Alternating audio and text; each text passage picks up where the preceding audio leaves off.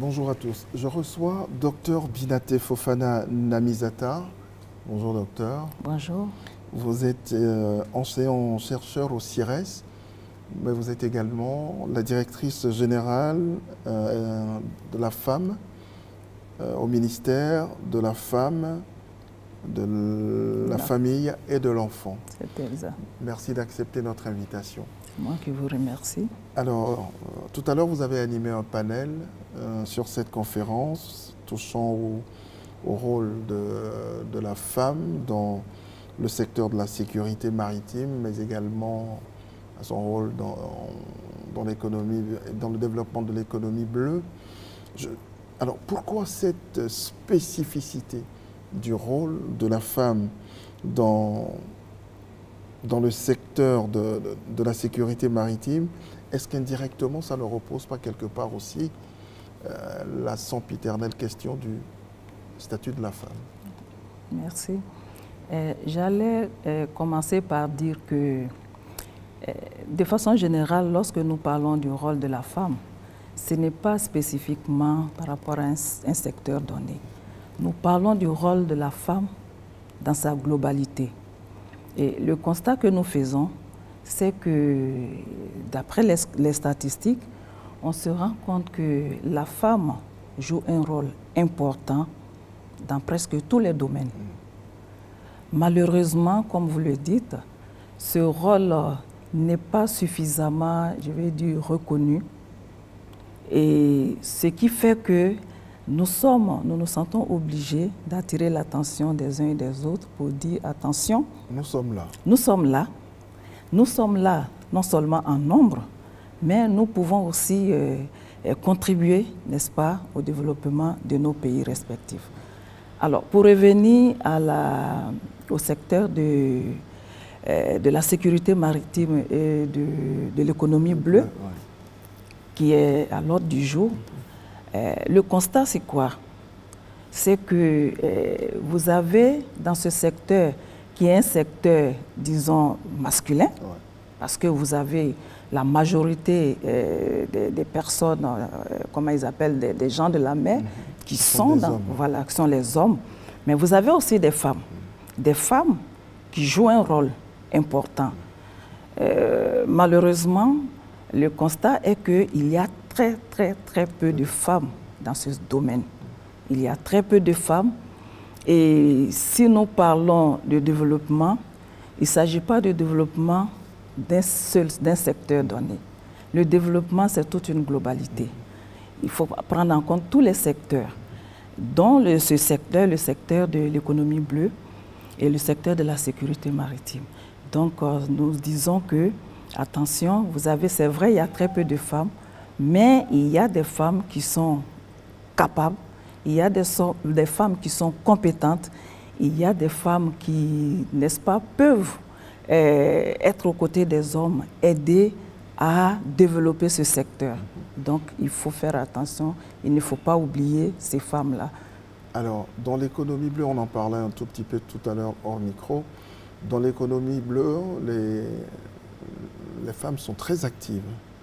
Quand je prends par exemple la pêche artisanale, tout à fait. Elles sont très actives. Peut-être même, vous le disiez tout à l'heure, que cette pêche n'existerait pas s'il n'y avait pas de femmes. Bien sûr. Mais est-ce que vous pensez qu'une meilleure structuration aujourd'hui de cette économie bleue serait une chance pour les femmes en particulier? Bien sûr, vous venez de le dire. Si nous prenons le cas de ce sous-secteur qui est la production halieutique, on se rend compte qu'en Afrique, nous avons la pêche artisanale qui domine. Et cette pêche artisanale est dominée aussi par les femmes. Vous avez les femmes qui sont au début de la chaîne et qui sont à la fin de la chaîne, au bout de la chaîne. Et comme je le dis, après la capture, toutes les activités connexes sont menées par les femmes. C'est les femmes qui viennent, qui réceptionnent les poissons, qui achètent, qui vendent, qui transforment, ouais. Pour la conservation. Donc elles transforment et tout cela est fait dans des conditions qui ne sont pas vraiment les plus, je vais dire, acceptables possibles. Et donc c'est le lieu aussi d'attirer l'attention, puisque nous parlons du développement de l'économie bleue. Et nous avons ces acteurs-là qui jouent un rôle important. Et bien, il faut faire en sorte que ce rôle-là apporte beaucoup plus, n'est-ce pas, disons, au développement du secteur. Et donc, il faut faire en sorte, il faut soutenir ces femmes-là, faire en sorte qu'elles travaillent dans de meilleures conditions pour qu'elles soient plus efficaces. Et je pense qu'en la matière, quand même, lorsque nous prenons le cas de la Côte d'Ivoire, on a un exemple qui est, si nous prenons le débarcadère, par exemple, d'Abobo Doumé, les femmes qui travaillaient, elles ont réussi, justement, vous avez parlé de structuration, ces femmes qui travaillaient dans des conditions pénibles, surtout celles qui font le fumage, elles le faisaient avec le bois de chauffe et avec beaucoup de fumée qui les rendait malades. Et je crois qu'elles ont réussi à se mettre en coopérative. Et cela leur a permis de bénéficier, n'est-ce pas, d'un débarcadère, pardon, qui, n'est-ce pas, avec des foyers améliorés, qui vraiment les ont aidés à avoir de meilleures conditions de travail. Aujourd'hui, oui, allez-y. Oui, je dirais que si je peux m'exprimer ainsi, et ce débarcadère a été offert par, je crois, par le roi du Maroc, le roi Mohamed VI, voilà, qui a offert ce, voilà. Et aussi, ils ont bénéficié aussi des foyers améliorés de la part de la, je crois, de la FAO.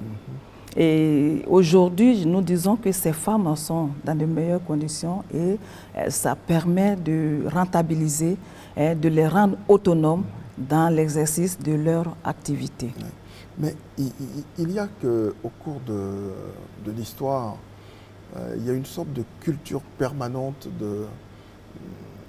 du changement de vocables, de concepts. On a comme l'impression que chaque décennie vient avec son concept, on disparaît pratiquement. On nous parlait d'activités génératrices de revenus pour les femmes. Aujourd'hui, on parle d'autonomisation des femmes. Finalement, on se dit, est-ce que ce n'est pas plus des slogans que de vrais concepts pouvant porter des actions pour un changement qualitatif en faveur des femmes? Les femmes. Je vais vous dire une chose. Vous savez, lorsque vous regardez les statistiques, vous avez les femmes qui constituent la population la plus pauvre dans nos pays. Et dans un premier temps, il fallait faire en sorte que ces femmes-là puissent, n'est-ce pas, un temps soit peu, gagner quelque chose pour ne serait-ce que leur permettre de subvenir à leurs besoins. On s'est dit, en leur permettant de mener des activités qui génèrent des revenus, ça va résoudre un temps soit peu ce problème. Et avec le temps, on s'est rendu compte que c'est bien de mener des activités génératrices de revenus, mais il faudrait que ces activités-là puissent leur rapporter des revenus de telle sorte qu'elles puissent être autonomes. Et indépendantes. Et indépendantes. Et même aider aussi la famille, pourquoi pas, n'est-ce pas? Et donc, c'est ce qui a amené le fait de savoir, de dire que, attention, c'est vrai de mener des activités génératrices, mais l'objectif final, c'est vraiment de faire en sorte que la femme soit autonome. Et donc, je dirais que l'AGR, c'est-à-dire l'activité génératrice de revenus, c'est un moyen pour permettre à la femme d'être autonome.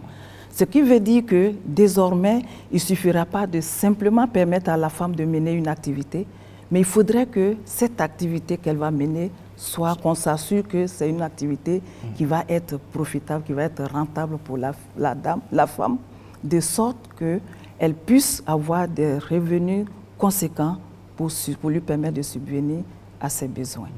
Vous défendez en principe qui est très important, c'est il faut promouvoir le genre. Il faut promouvoir le genre. Qu'est-ce que vous mettez dans promouvoir le genre? Qu'est-ce que je mets dans promouvoir le genre? Pour que vous compreniez, il faut partir de la situation de départ. Alors, le genre, c'est quoi? Quand on parle de genre, on parle de l'homme et de la femme. Et nous parlons de promotion du genre parce que lorsque nous faisons un état des lieux, on se rend compte que les hommes, quand vous faites une comparaison entre l'homme et la femme, en termes de, je vais dire, de situation sociale, politique, économique, vous êtes d'accord avec moi qu'il existe beaucoup d'inégalités. Il y a un grand écart entre l'homme et la femme, quel que soit le domaine que vous allez prendre. Et donc, on s'est dit, vous avez les femmes, comme je l'ai dit, qui représentent près de la moitié de la population mondiale. En Afrique, c'est pareil. En Côte d'Ivoire, c'est la même situation. Et nous parlons, surtout en Afrique, nous parlons de développement. Nous parlons d'émergence. Est-ce que nous pouvons nous développer sans cette moitié-là? Ce n'est pas possible. Ce n'est pas possible. Et puisque l'état des lieux montre que les femmes constituent la population la plus défavorisée, c'est pour cela que nous disons... Tout en étant celle la plus active aussi. Tout en étant celle la plus active, sinon active peut-être autant que l'homme, sinon plus. Nous disons, il faut faire en sorte d'équilibrer un peu la balance. Faire en sorte que cette femme-là, que ces femmes qui sont dynamiques, qui sont compétentes, soient mieux représentées, qu'elles bénéficient des opportunités, qu'elles bénéficient des mêmes chances que les hommes, pour qu'ensemble, nous puissions tous apporter notre pierre à l'édifice. Et c'est pour ça que, vous savez, souvent quand on parle de genre, les hommes ont tendance à croire que c'est une affaire de femmes. Ils ont tendance à croire qu'on veut privilégier les femmes. Je pense qu'il faut partir de l'état. Il faut faire un état des lieux. Si nous voulons l'égalité, si nous voulons que hommes, femmes, filles et garçons, tous contribuons au développement de nos pays, nous devrons donner les mêmes chances, les mêmes opportunités à tous pour qu'ensemble nous puissions travailler de façon efficace et efficiente. Alors, puisque nous parlons là de sécurité maritime, oui. Est-ce que vous pensez qu'il faudrait également observer des quotas quant à l'admission des femmes dans la Marine nationale, par exemple? À la question, je vais dire, il est un peu difficile de répondre à la question. Cependant, parce que quand on regarde les statistiques, vraiment les femmes dans ce domaine, elles ne sont pas nombreuses. Elles ne sont pas du tout nombreuses. Alors, il faut chercher les causes. Que faut-il faire pour que les femmes soient nombreuses? Alors, que faut-il faire? Que faut-il faire? Il faut d'abord partir de la base. Parce que pour accéder... Oui, l'éducation, je vais dire. D'accord. Il faut que, comme je l'ai dit, il faut permettre à la jeune fille d'être scolarisée. Tout part de là. Parce qu'on ne peut pas vous mettre à un poste si vous n'avez pas les compétences. Donc, notre combat, c'est d'abord de partir à la base, éduquer les filles, leur permettre d'aller le plus loin possible, les sensibiliser à, n'est-ce pas, à se lancer dans ces métiers, dits métiers d'hommes. Parce que nous avons des exemples, heureusement, les quelques dames qui sont dans le secteur ont fait leurs preuves, elles font leurs preuves.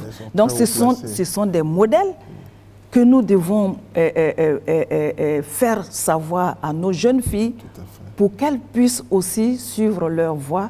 Et c'est en cela que si nous avons suffisamment de femmes dans le secteur, si nous avons suffisamment de femmes compétentes, alors nous pouvons dire attention, nous avons des femmes qui peuvent faire le même métier que les hommes font. Donc il faut maintenant faire en sorte que ces femmes-là soient présentes, soient actives dans ce domaine.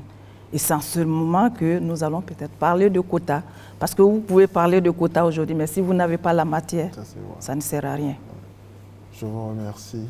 C'est moi qui vous remercie. Bonne conférence. Merci à vous. Merci.